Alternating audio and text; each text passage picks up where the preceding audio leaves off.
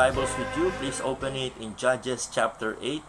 And I'd like to speak on the subject, missed opportunities. Missed opportunities.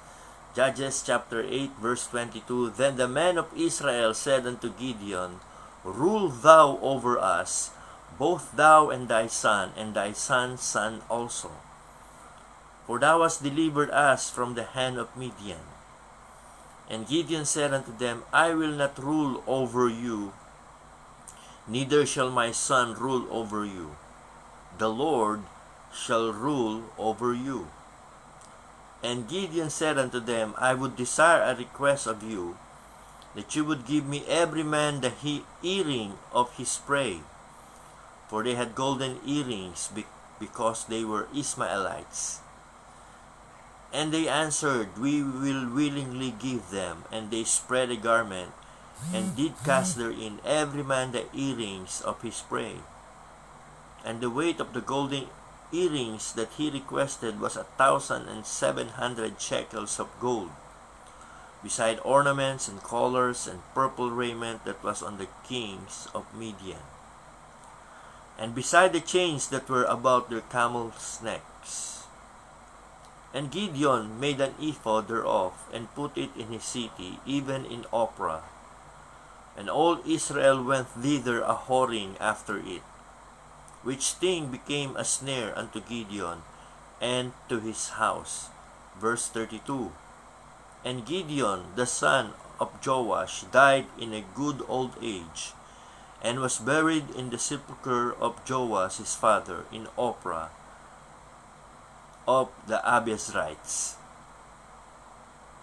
And it came to pass, as soon as Gideon was dead, that the children of Israel turned again, and went a-whoring after Baalim, and made Baal-berith their god. Verse 34. And the children of Israel remembered not the Lord their God, who had delivered them out of the hand of all their enemies on every side. Neither showed they kindness to the house of Jerubbaal, namely Gideon, according to all the goodness which he had showed unto Israel. Sabi ko po sa inyo, our subject this morning is about missed opportunities. First, I'd like to ask you this question. Why do you serve God? Is it because of your parents? Or because of a pastor who inspired you so much? Or maybe a Bible teacher? Or anybody who is an encouragement to you in your Christian life? Maybe your husband, maybe your wife, or maybe the person who was instrumental in your spiritual life. You see, it is okay that we are being encouraged and inspired by others to serve God, as long as God is the center of our life. But I'd like to ask you this question once again. Why are you serving God? Is it because of your faith in God? Or is it because of another person? Ganito po ang nais kong pag-isipan yung mabuti ngayong umagang ito. Sapagkat many people will serve God as long as that one person who is encouraging him is in his life or in her life. Pero kapag yung tao na yon ay nawala na, their faith leaves as well. Kadalasan, you will see this in a church. Kapag ang isang pastor ay umalis na or namatay na, many people will drop out of church because their pastor was gone. Or maybe they will look for another church to see if there will be any other pastors that could be an inspiration to them in serving God. Marami pong mga tao na nagsasabing sila'y Kristiyano. They are skipping church kapag yung pastor na gusto nilang marinig ay wala sa church na yon. And they will go from one church to another just to follow that pastor. Buti po ngayon meron tayong social media, kaya inaabangan na lang nila sa live.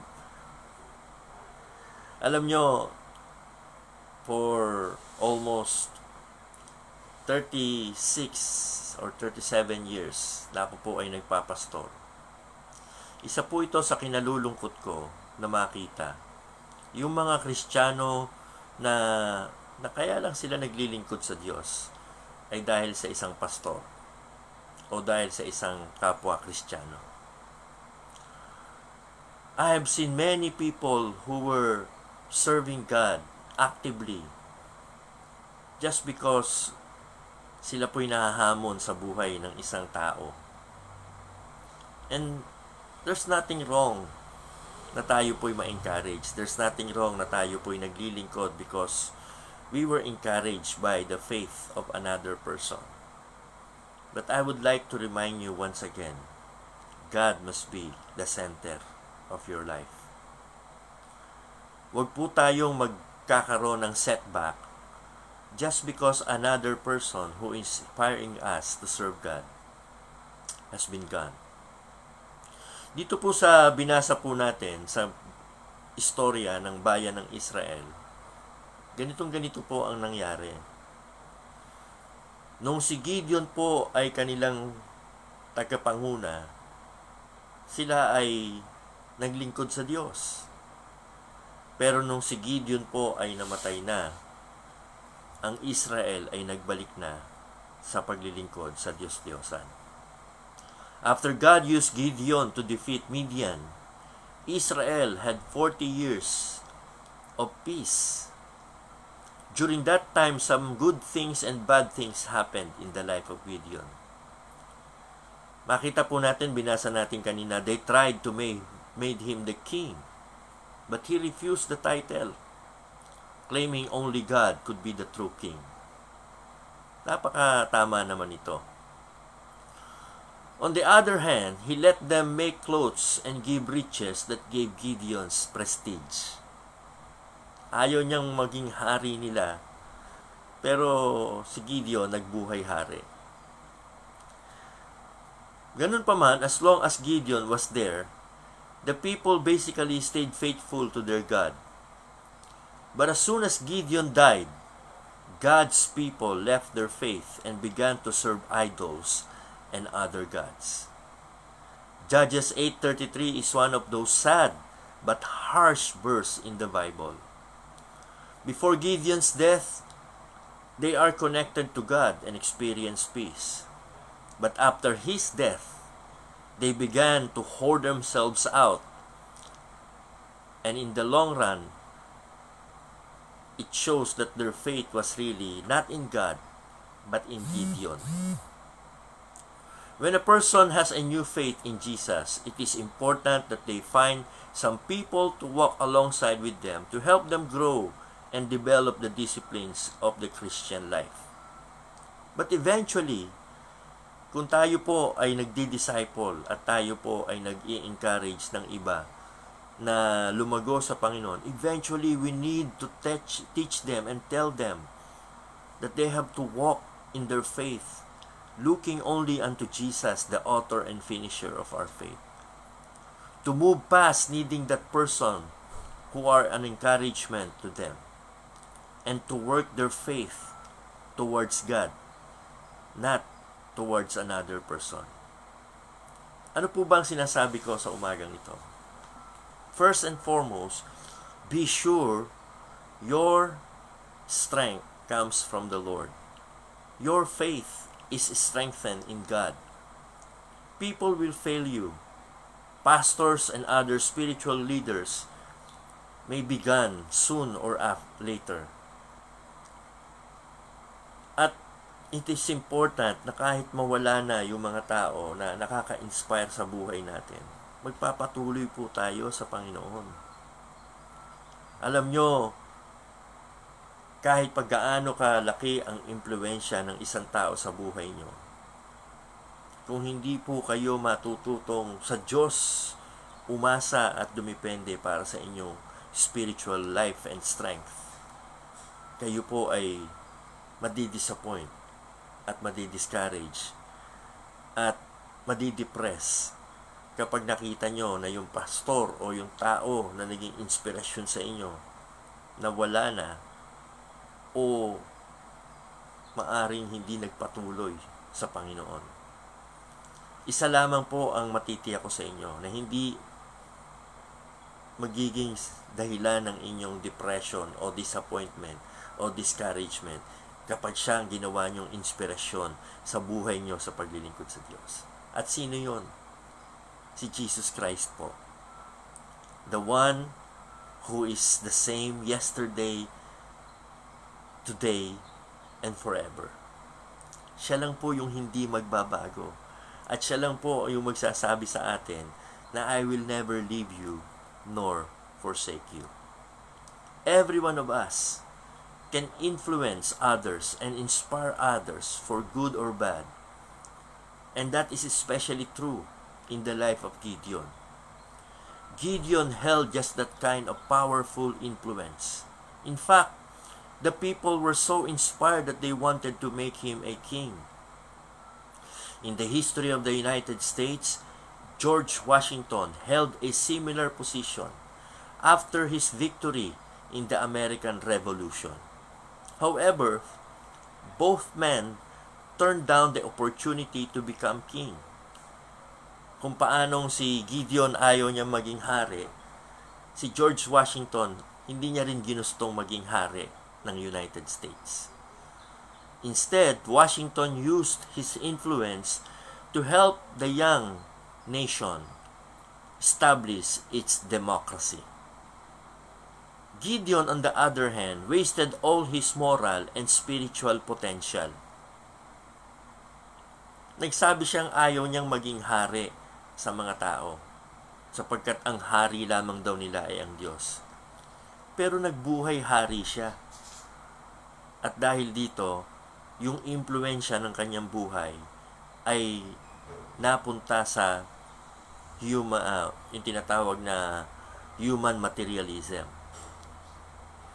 Kaya po, ano po ang naging sitwasyon ng Israel? Israel became materialistic as they saw the man that influenced them towards God lean on materialism and humanism.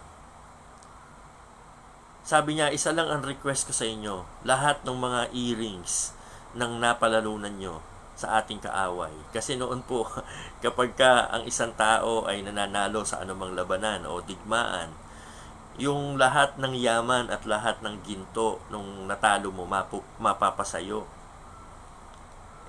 Ang request ni Gideon sa lahat ng kasamahan niya na nakakuha ng mga ginto, ibigay na lang sa kanya. Kaya what happened is that si Gideon po, pinayaman niya ang kanyang sarili sa paghihirap ng mga tao. Sabi ni Warren Wiersbe, isang author and writer ng mga Christian books, Gideon gave up the chance to become king, but then went ahead and lived like a king. He amassed great wealth. The donated earrings and gold added up to his wealth. Gideon took the gold and turned it into a golden priestly garment that became an object of idolatrous worship. Yung iba sa mga ginto na nakuha niya, ginawa niyang yung kasuotan na ginagamit lamang ng mga priest, yung ephod. Kaya yung mga tao ngayon, sinamba nila yung gintong damit. Naging object ito ng idolatrous worship. Lahat nagkaroon sila ng desire na magkaroon ng ganitong yaman o ng ganitong klase ng kasuotan. Aside from that, Gideon took many wives. At dahil dito, tuloy-tuloy na ang kanyang naging spiritual downfall. Ang problema po sa leadership ni Gideon, later in his life, is his words didn't match his action. He said God should only be the king. And yet, he lived like a king. He spoke of honoring the Lord, but his way of life ignored God and lacked integrity. His wealth became an idol. Gideon revealed his heart's desire by what he coveted. He wasn't interested in politics, but riches put a fire in his eyes. His love for gold turned it into a literal idol. Mga minamahal, let me warn you once again. Let us not suppose that gain is godliness.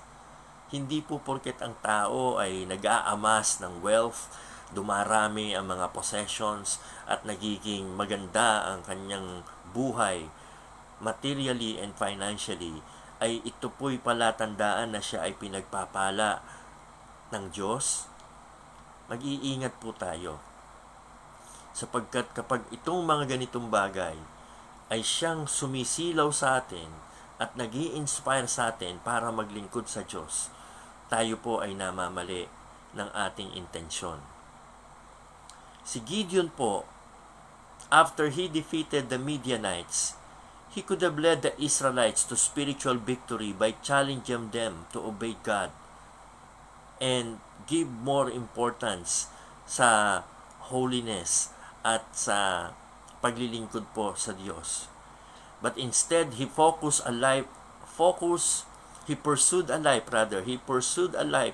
focused on personal pleasures and gain. Once he won the battle, Gideon seems to have forgotten the Lord. Ang daming ganyan mga tao, lalo na sa mga Kristiyano, yung kapag umaasenso na ang buhay at nagtatagumpay na sa mga pagsubok niya sa buhay, nakakalimutan na nila ang Panginoon. Hindi sa bibig, hindi sa pananalita, kundi sa gawa at sa pamumuhay. Tandaan niyo lagi ang sinabi ni Jesus Christ, you cannot serve God and mammon. Mammon is money, material gain and possession.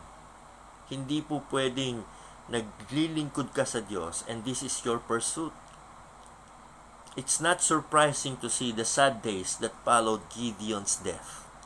The people forgot God about Gideon, and in the end they fell to fighting each other with disastrous results. Gideon's hard-fought victory on the battlefield was lost on the home front as the people fell victim to their materialism. We don't have to repeat Gideon's mistakes. Instead of wasting our life on materialism, we can put it to use to grow God's kingdom. Wealth should be used for the glory of God, not for our selfish gains. And let us live our lives making our actions match our professed belief in Jesus Christ. Tandaan niyo po, si Jesus dito sa lupa hindi nagpakayaman at namuhay sa pamumuhay na nasa kanya na ang lahat. But rather, pinili niya pong mamuhay. Sabi nga po, though he was rich, he became poor. That through his poverty, we might become rich. At yung salita pong we might become rich doon, hindi po on material possessions and finances, kung hindi po sa mga bagay ng Diyos. By making us rich in God. At yan po ang dapat na maging priority natin sa ating buhay rather than making money or pursuing our own personal pleasure and gain. By doing the hard work of investing our time in others people's lives instead of kicking back and doing our own thing just to make us rich. If we do these things, one day we will not see the glory of being a servant of God. We will regret our missed opportunities in touching people's lives instead of amassing wealth for our own.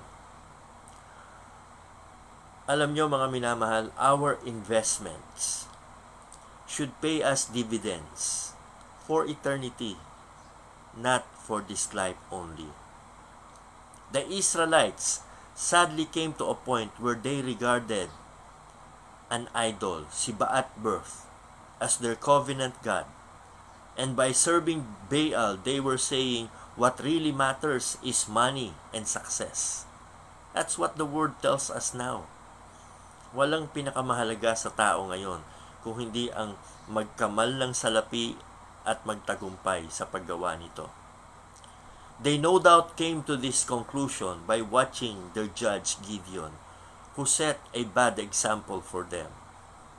Nang sabi niya ang kanyang hari ay ang Diyos, pero ang gusto niya ay magbuhay hari.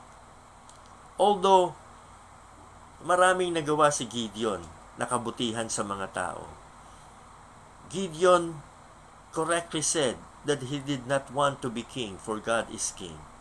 But his lifestyle became that of a king who has forgotten that God alone deserves all the glory. He slowly added to his life many wives and many wealth. So we are not surprised because of that. In his later years, the nation followed his lead into an immoral decay and materialism. Gideon is an example of any believer who knew God but slipped from great heights of faith to a place of outright apostasy against God. Gideon stumbled because of success, riches, and prominence. Herein lies the warning for all of us who come to God in faith and ended up in materialism. It isn't enough to just begin well with God. We must continue on through our whole lives if we would be His servants. Gideon in his later years could only look back on his early service to God, but it was all in the past. But his end was not that spiritual. How we need to press on throughout our whole lives and finish well. Professional racehorse trainers know this sa kanilang mga tinitrain na kabayo. They will spend much time schooling their horses so that their horses will learn to run and finish the race. When it gets into the race, it will do the same without any prompting from the jockey. Kamukha po ng mga kabayong tinitrain na tapusin yung kanilang racetrack. Sana po tayo mga Kristiyano maging kagaya din ng ganitong attitude. Magsimula tayong tama, magtapos po tayong tama. Let us run the race set before us. Sabi po doon, laying aside every sin and the weight that easily beset us. Ano po ba yung mga bigat na pumipigil para tayo po'y hindi makapagpatuloy sa ating takbuhin sa Panginoon? Ano pa kung hindi ang mga material na bagay sa sanlibutan ito? Tayo po ay maging maingat. Hindi po natin sinasabing masama ang magsikap at kumita ng salapi. Hindi po natin sinasabing masama ang mangarap na tayo'y magkaroon ng magandang buhay. Huwag lang natin pong kalimutan na hindi po ang mga bagay sa sanlibutan ito o ang yaman ng sanlibutan ito ang magiging dahilan para tayo po ay makaluwalhati sa Diyos. Sapagkat kung kayamanan po ang kailangan natin para tayo ay maging kagamit-gamit sa Panginoon, di sana yung mga unang apostol, tinuruan na kagad ni Jesus paanong magnegosyo at paanong kumita ng maraming salapi. Pero sa halip, ang itinuro niya sa kanila ay ang mga salita ng Diyos kung paanong sila ay magiging kagamit-gamit sa Diyos. Salamat po sa inyong pakikinig sa ating 136 live viewers. This is Pastor Jess Marasigan at lagi niyo pong tatandaan, you cannot serve God and Mammon. Tayo po'y manalangin.